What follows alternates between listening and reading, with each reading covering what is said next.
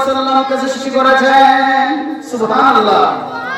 আর বলা যাবে কি সুবহানাল্লাহ। সাইয়্যিদুল কাউনাইন খাতমুল মুরসালিন আখরামুল ফখরুল আউয়ালিন ইমামুল আউয়ালিন আল আখিরিন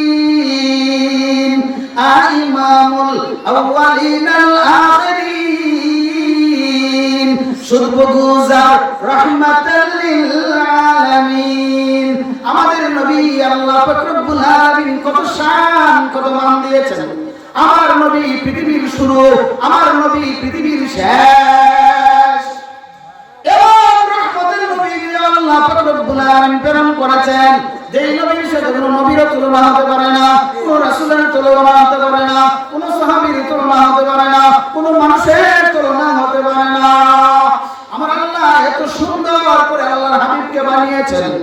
মুহাম্মাদুর রাসূলুল্লাহ সাল্লাল্লাহু আলাইহি ওয়াসাল্লামকে বেঈমান কাফিরের বাচ্চাগুলো যখন এই ওয়াফাতটা দিলেন, আল্লাহর হাবিবের সুন্দর চেহারা মুবারক মলিন হয়ে গেল।